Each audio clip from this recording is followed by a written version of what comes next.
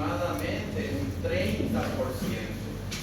Y el otro 70% es cartílago, el cartílago de la nariz. ¿Qué forma tiene el cartílago de la nariz? Forma piramidal. ¿Por qué se inserta en el foramen? Piramidal, o también llamado foramen nasal. Entonces, este foramen es el foramen nasal, también llamado foramen piramidal, donde se inserta el cartílago de la nariz, también llamado pirámide nasal. Ahora, este hueso que está aquí es el vomer. Y estos son los cornetes nasales. En específico, cornetes nasales inferiores. Los cornetes nasales inferiores forman parte del viscerocráneo. El cornete nasal medio y los superiores no forman parte. Solamente los cornetes nasales inferiores se consideran parte del macizo facial. Entonces, este sería hueso nasal derecho, hueso nasal izquierdo, foramen nasal o piramidal. Este sería el hueso vomer y estos serían los cornetes nasales inferiores.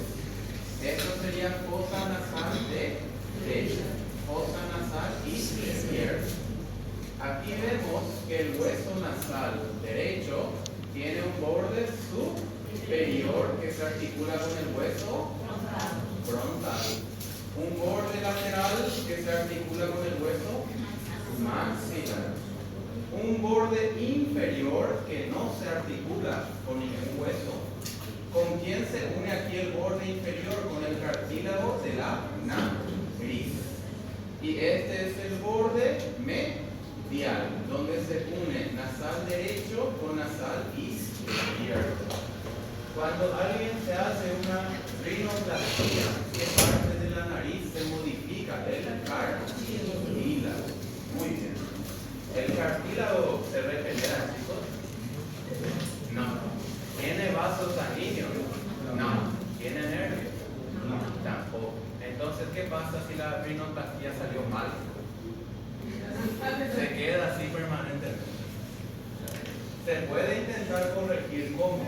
Se puede retirar cartílago costal para poner en la nariz y reemplazar el cartílago.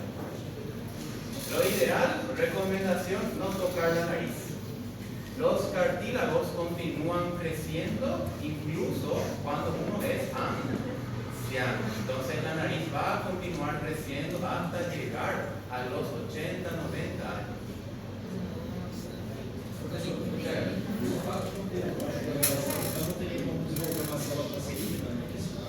En la nariz es prácticamente imposible desarrollar ese tipo de neoplasias, pero puede llegar a haber algunas benignas, porque las células, los condrocitos, se nutren, pero no se nutren de forma normal, se nutren por difusión, van absorbiendo los nutrientes del tejido que está alrededor.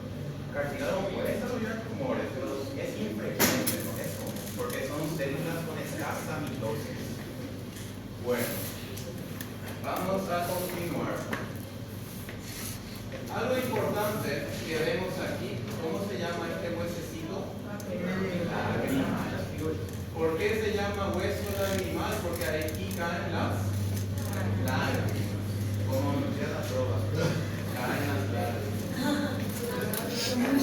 Algo importante, chicos, no se confundan en algo. ¿Dónde se localiza la glándula lagrimal? ¿Qué se localizaría aquí? ¿El globo ocular? Y aquí arriba está la glándula lagrimal. ¿Y qué estaría aquí entonces? El conducto lagrimal. Entonces, ¿qué estructura encontramos a nivel del hueso lagrimal? El conducto lagrimal. Y por aquí esto se llama surco lagrimal del hueso maxilar. Aquí es donde caen las lágrimas. Entonces, hueso lagrimal. ¿Con qué se relaciona? Con el conducto lagrimal. Y aquí es el surco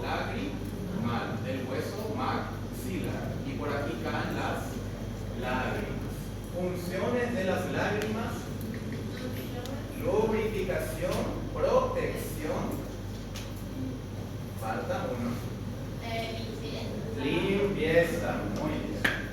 ¿Por qué tiene función de limpiar? Porque debe limpiar los ojos de cualquier partícula extraña. Protección, las lágrimas tienen anticuerpos que ayudan a prevenir las infecciones oculares. Y las lágrimas lubrifican el ojo. ¿Qué pasa cuando alguien no produce lágrimas? Los ojos quedan secos y es difícil de mantener abiertos ahí. Entonces, ¿qué pasa cuando alguien no produce lágrimas? ¿Cómo se llama eso? ¿Cómo se llama cuando alguien produce mucha saliva? Cialorrea. Cuando alguien no produce saliva, serostomía. ¿Y cómo se llama cuando alguien no produce lágrimas? Seroftalmía. La seroftalmía es cuando alguien no produce lágrimas. ¿Y cuál es el tratamiento? Comprar lágrimas artificiales, gotas para los ojos. No confundir con colirios, chicos. Los colirios son medicamentos que se usan en los ojos.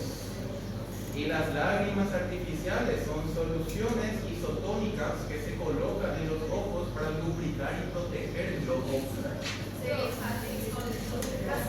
Sí, es principalmente para lubricar y para limpiar los ojos. Hay personas que no producen lágrimas, esto se llama seroftalmía. La seroftalmía es muy complicado porque el ojo queda seco y propenso a infecciones. Las lentes de contacto normalmente no interfieren en la producción de lágrimas, lo que sí hay que retirar para poner las gotas antes de volver a colocar. Sí,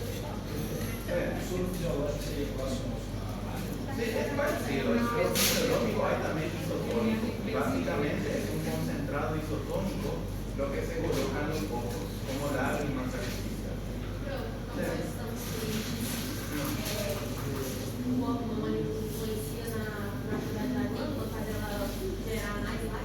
En realidad, lo que estimula la glándula lagrimal a producir lágrimas es justamente la irritación ocular.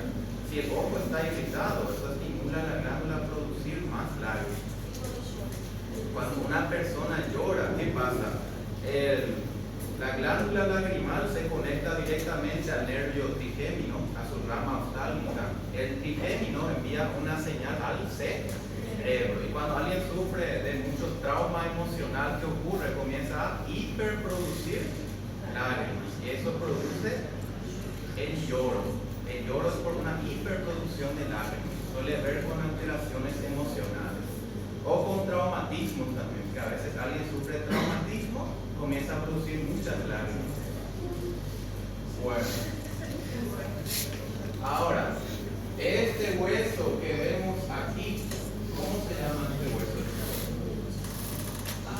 Palatino.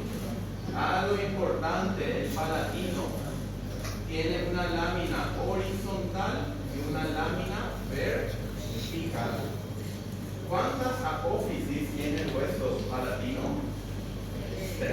Este sí está correcto. Esta ¿qué porción es? La lámina horizontal. Y esta es la lámina vertical. El hueso palatino tiene una apófisis piramidal. Tiene una apófisis aquí que se llama esfenoidal. ¿Con qué hueso va a articularse el esfenoide? Y tiene una apófisis orbitaria que ayuda a formar el piso de la órbita. Entonces, muchas veces uno piensa, hueso palatino, que ayuda a formar paladar duro, pero también ayuda a formar el piso de la órbita. ¿Y con qué hueso se articula el palatino? Con el esfenoide.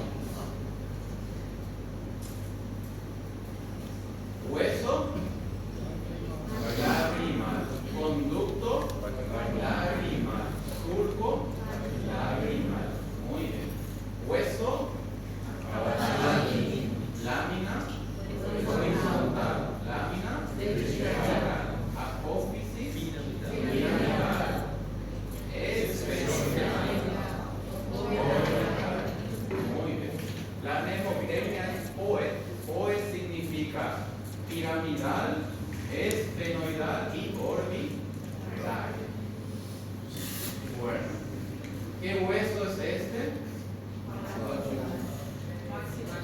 Maxilar. Esta es la apófisis palatina del hueso maxilar. Todo esto que vemos, ¿a qué hueso corresponde? A los maxilares. Esta es la apófisis palatina del hueso maxilar. La apófisis palatina del hueso maxilar se une a los huesos palatinos y ahí se forma el paladar duro, palato duro. Entonces, ¿qué huesos forman el paladar duro? Los huesos maxilares y los huesos palatinos. ¿Cuántos huesos forman el paladar duro? 4. Maxilar derecho, maxilar izquierdo, palatino derecho, palatino izquierdo. ¿Dónde localizamos el foramen incisivo en la apófisis palatina? El hueso maxilar. Entonces, ¿dónde los dentistas colocan anestesia aquí para retirar estos dientes? Aquí arriba. ¿Dónde estaría el foramen incisivo? Porque aquí pasa el nervio incisivo para los dientes. Nunca vieron que aquí los dentistas colocan anestesia aquí y aquí y aquí. Eso se usa para poder retirarlos bien y que no duela. Si se retira un diente, ¿va a crecer otro? No, porque estos se llaman dientes permanentes. Se retira y nunca va a volver a salir otro. ¿Cuántos tipos de dientes tiene el ser humano? 2. Dientes de leche y dientes permanentes. ¿Quién tiene dientes de leche? Los niños. Y los adultos tienen dientes permanentes, que si se dañan, se rompen o se retiran, son irreparables. Solamente con cirugía o con prótesis pueden repararse. Y cuesta mucho.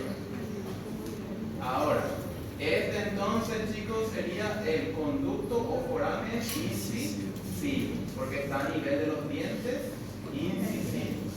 Y si estos son los huesos palatinos, ¿cómo van a llamarse estos orificios? Forámenes palatinos. Tenemos foramen palatino mayor y palatino menor. Entonces, ¿qué forámenes podemos encontrar en el paladar duro, palato duro? Foramen incisivo, forámenes palatinos mayores y palatinos menores. Por aquí pasa el nervio del conducto incisivo y aquí pasa el nervio palatino mayor y aquí el nervio palatino menor. ¿Comprendieron, chicos? Esta parte es complicada.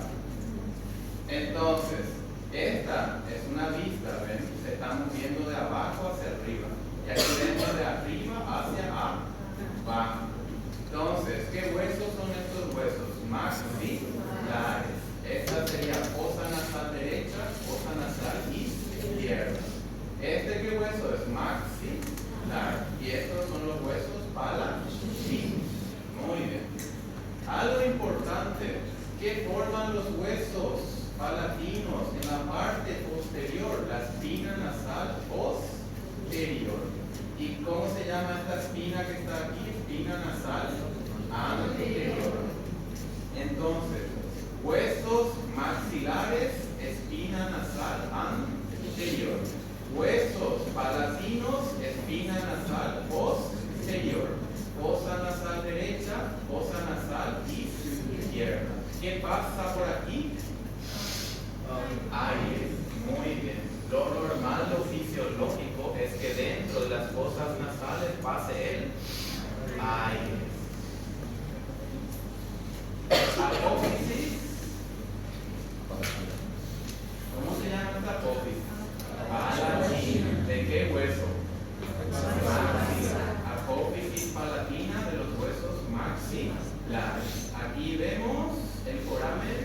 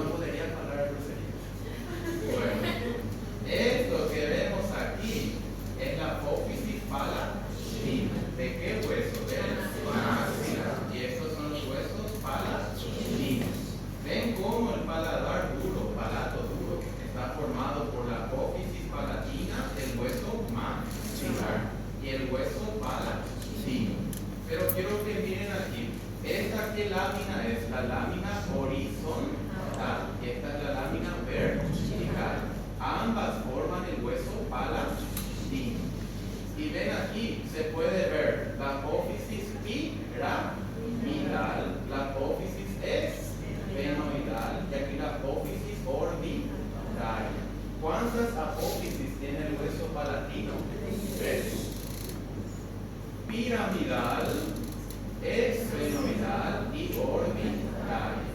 ¿Y cómo se llama ese foramen que está en el hueso maxilar? Seno maxilar. El seno maxilar es el foramen que está en el hueso maxilar. Normalmente, ¿qué se produce aquí dentro de la fosa nasal? Moco, secreción mucosa. ¿Y a dónde esa secreción mucosa debe ir para ser absorbida? Al seno. Cuando alguien tiene mucha rinitis o mucha sinusitis, ¿cuál es el principal síntoma? Hay mucha secreción de moco. ¿Cómo se llama cuando se secreta mucho moco por la nariz?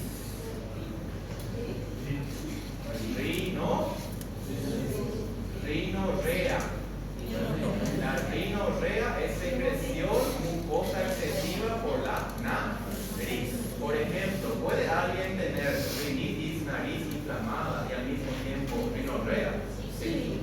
Muy bien. ¿La rinorrea es señal de rinitis o es señal de sinusitis? Porque en ambos hay secreción mucosa. Profesor. Coriza. La coriza es cuando hay comezón en los ojos. Bueno. ¿Es parecido a lo que es en los ojos? Bueno. Ahora, este entonces va a ser el seno maxilar. Muy bien. ¿Qué hueso es este hueso, chicos? Maxilar. Este hueso, cigomático. Este hueso, nasal. Este hueso, larinal. Este hueso, frontal. Y aquí vemos, ven, aquí está el pequeño hueso palatino. Muy bien. ¿Qué significa OE? Significa apófisis, piramidal, orbital, esfenoidal. Entonces, esta es la apófisis piramidal.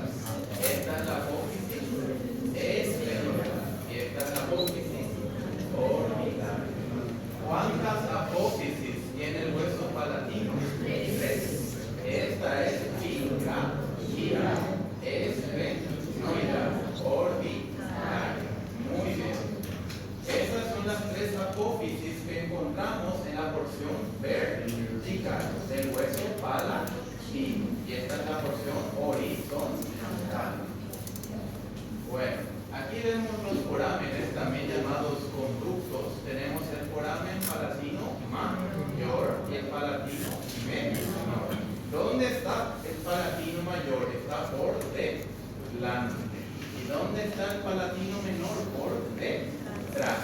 Y no se confundan, por favor, que a veces se marca aquí en el examen y lo primero que escriben es foramen palatino. No. Este se llama foramen incisivo, porque está a nivel de los incisivos centrales.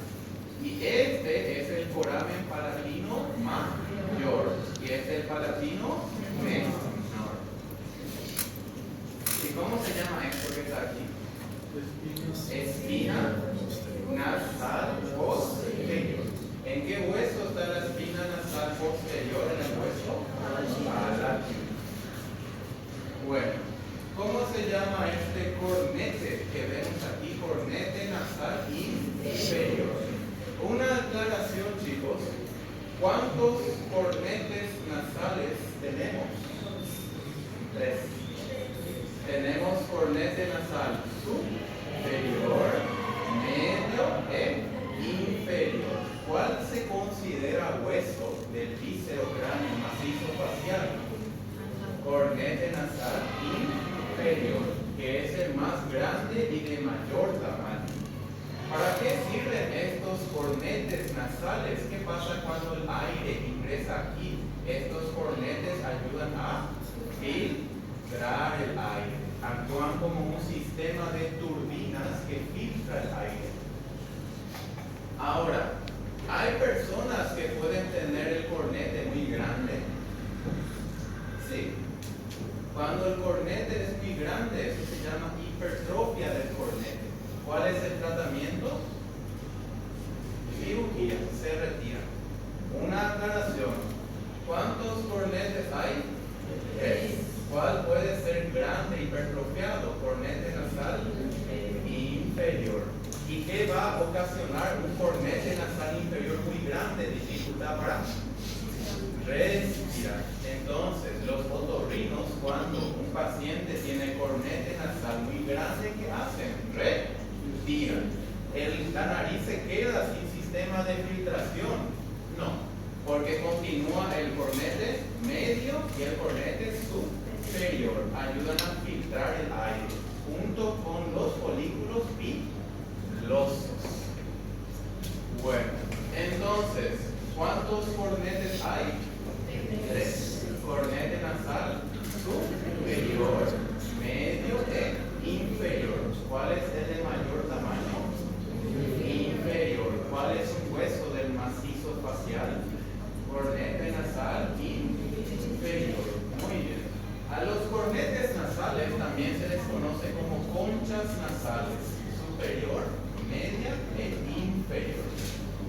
¿Con qué huesos se articula el cornete nasal inferior? ¿Qué significa MEL?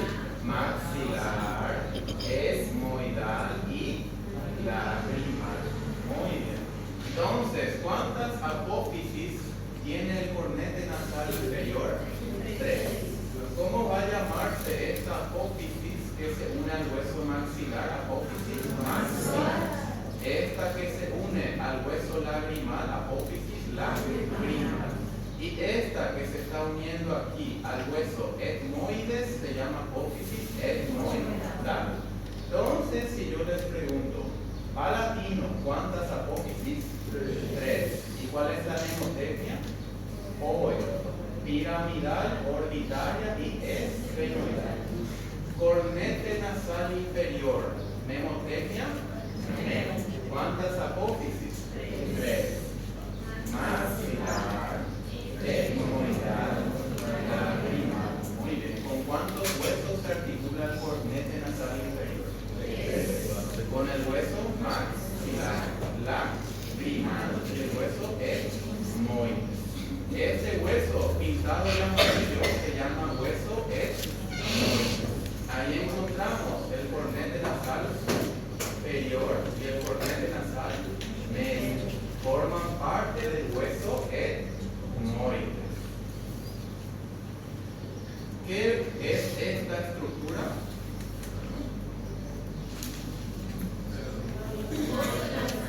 Muy bien, hueso nasal. Y este es el cartílago nasal. Y este orificio se llama narina. Muy bien. Aquí ven el tabique nasal. ¿Qué hueso es este? Este es el hueso Homer. Este es el cartílago nasal. Y este que está aquí es el hueso etmoides. Entonces, cuando hablamos del hueso Homer, ¿qué tipo de hueso es? Un hueso del macizo facial. ¿Qué ayuda a formar el Homer, el tabique nasal? ¿Qué estructuras forman el tabique nasal? 3.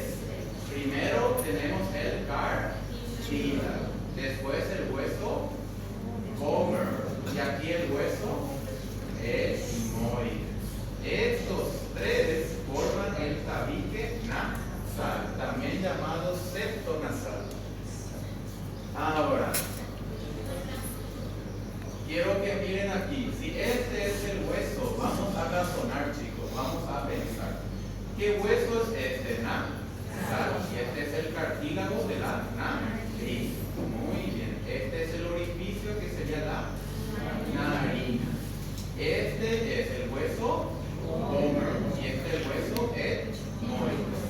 Nuestro tabique nasal o septo nasal está formado por ¿cuántas estructuras? 3. El cartílago, el hueso Homer y el hueso etmoides.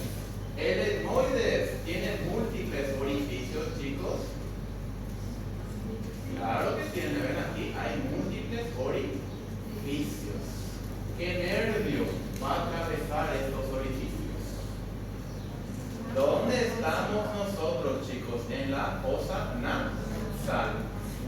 Estos van a ser los nervios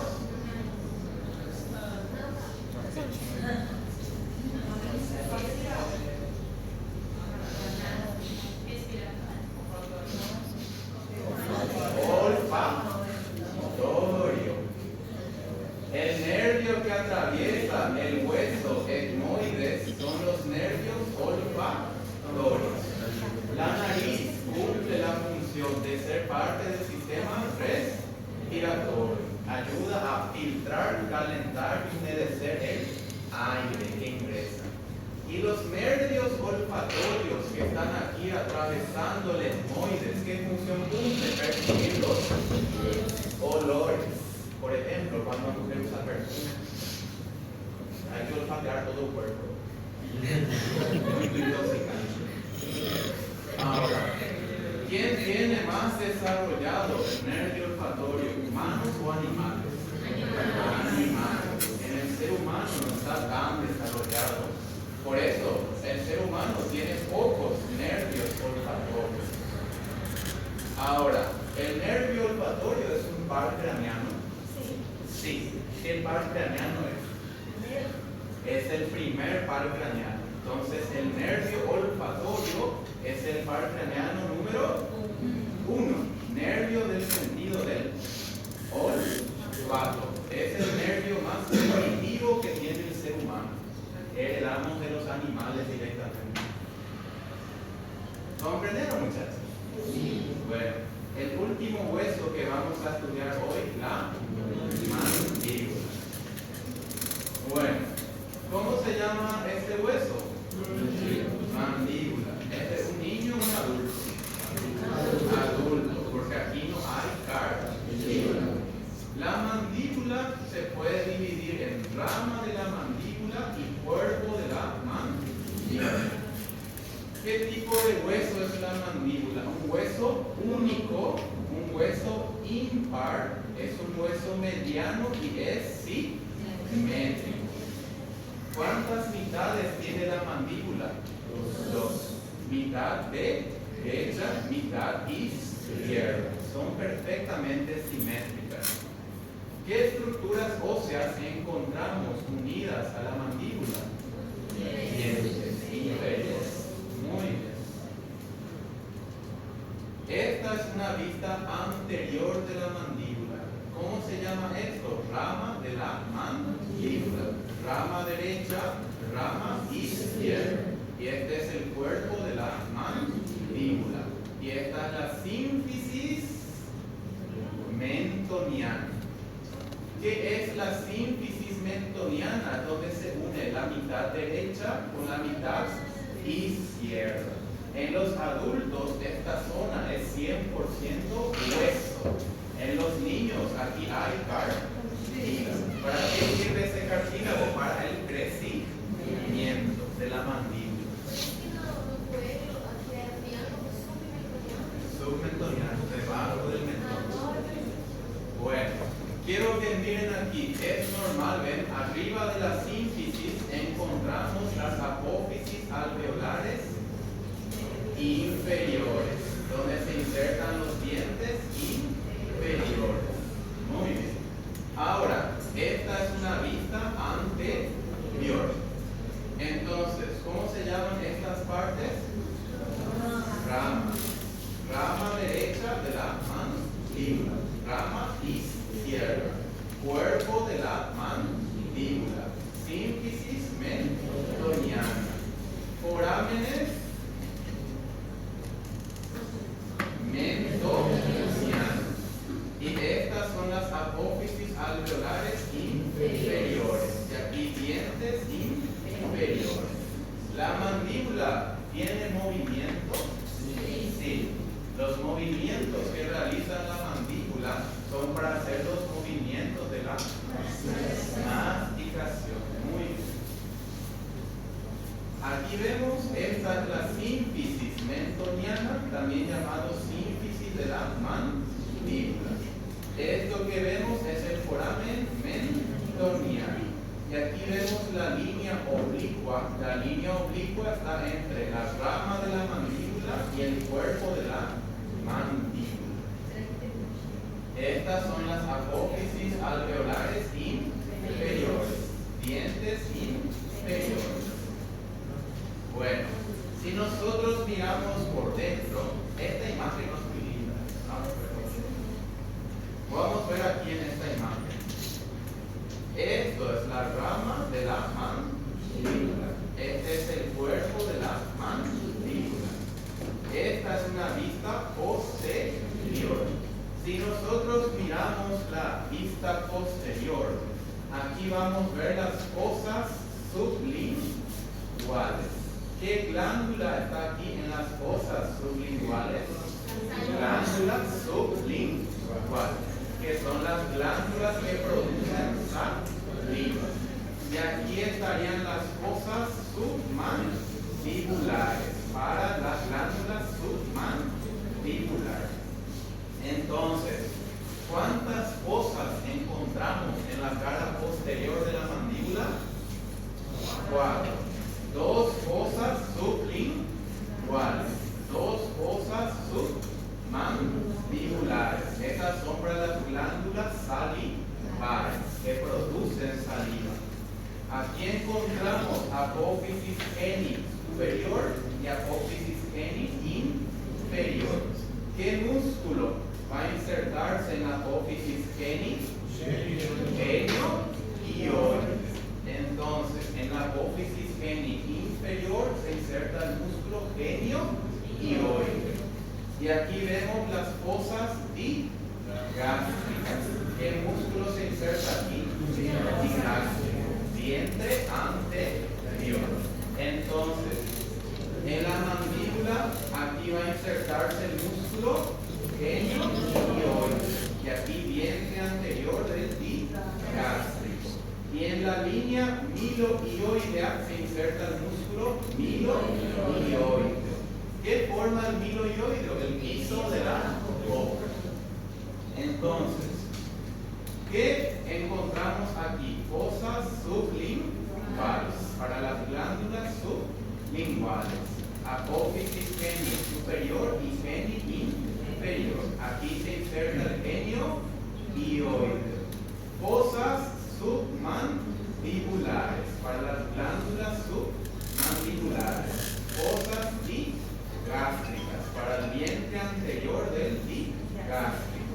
Línea milo-hioidea, para insertarse el músculo milo-hioideo. Y aquí encontramos 2 forámenes, ven, aquí y aquí. ¿Cómo se llaman esos forámenes? Este foramen, ¿cómo se llama? Mesocliniano. Y estos forámenes que están en la mandíbula se llaman forámenes mandibulares. Entonces, ¿dónde están los forámenes mandibulares? En la cara posterior. ¿Y dónde están los forámenes mentonianos? En la cara anterior, al lado de la sínfisis mentoniana. Ahora, esta es la rama de la mandíbula. Pregunta de examen. La rama de la mandíbula tiene 2 eminencias, 2 accidentes anatómicos. ¿Cómo se llama esta superficie y esta superficie? Esta se llama apófisis coronoides y este se llama cóndilo de la mandíbula. ¿Qué vemos aquí? Cartílago. Entonces, el cóndilo de la mandíbula, ¿con qué hueso va a articularse? Con los temporales. ¿Y cómo se llama esa articulación? Temporomandibular. ¿Y qué función cumple? Los movimientos de la masticación. Entonces, ¿qué parte de la mandíbula se articula con el temporal? Los cóndilos. Muy bien. Y esta es la apófisis coronoides. ¿Por qué se llama coronoides? ¿Cómo se llama esta parte del diente?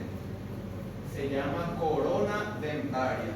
Entonces, por eso se llama coronoides, similar a la corona del diente. Entonces,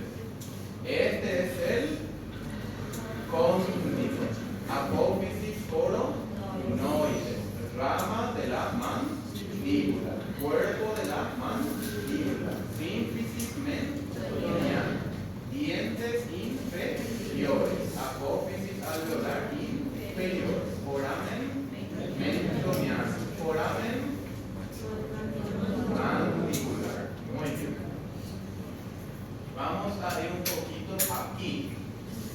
¿Cómo se llama este nervio que está aquí? Trigémino.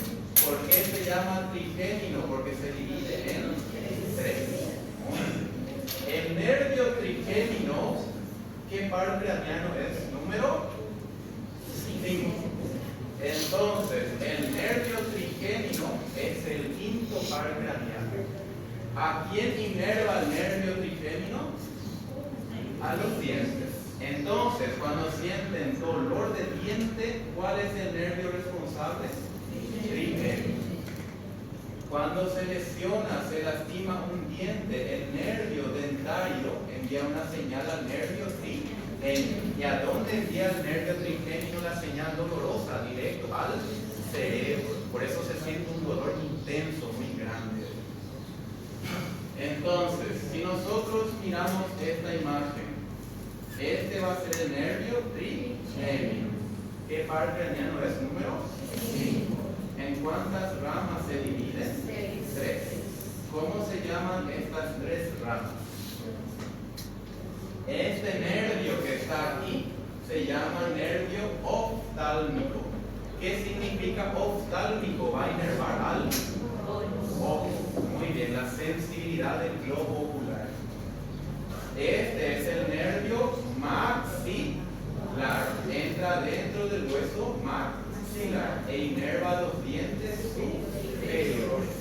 Y este es el nervio mandibular. Muy bien. El nervio mandibular, ¿en cuántas ramas se divide? 2. Muy bien. Este es el nervio lingual y este es el nervio alveolar inferior. Entonces, ¿cuántas ramas terminales tiene el nervio mandibular? 2.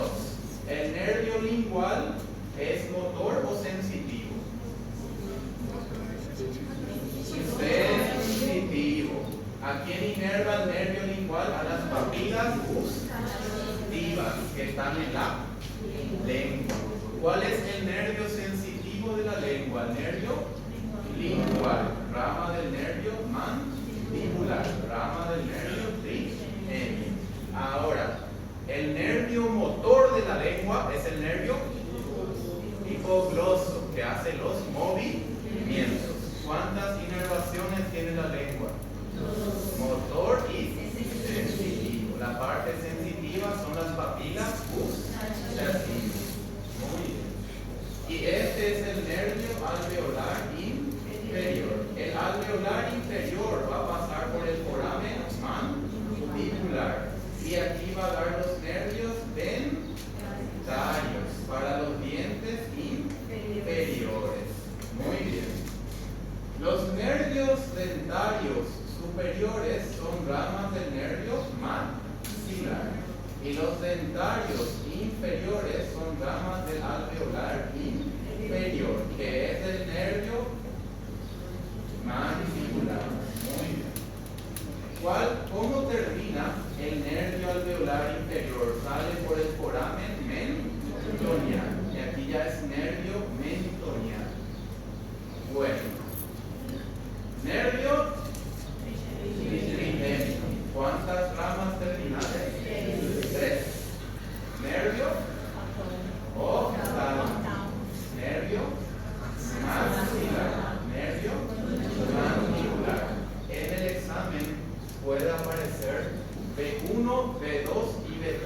¿Qué significa B1? Nervio oftálmico. B2, nervio maxilar. B3, nervio mandibular. ¿Y quién es nervio B? Trigémino. ¿Qué significa la letra B corta? Quinto par craneano. Ahora, el nervio mandibular, ¿cuántas ramas terminales tiene? 2. Nervio lingual y alveolar inferior. Los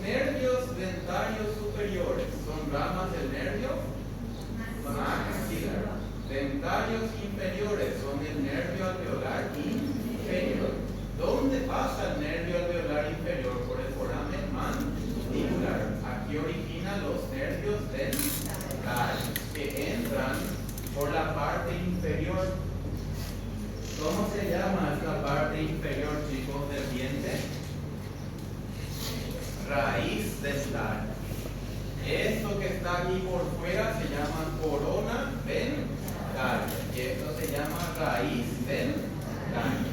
¿Dónde recibe el nervio? Aquí está en la parte inferior, en la raíz dentaria. Por eso los dentistas tienen que agarrar aquí con un instrumento, un gancho, y tienen que empujar para que salga la raíz. Porque la raíz es la que está fuertemente unida al hueso.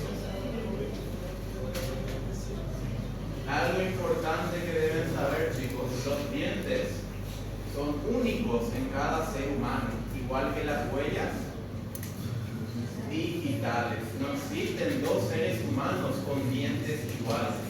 ¿Qué significa eso? Si se encuentra una persona muerta y se quiere reconocer, se pueden observar sus dientes, porque los registros dentales son únicos en cada persona, igual que las huellas digitales. Por eso existen odontólogos que se dedican a la medicina forense, ayudan a identificar muertos.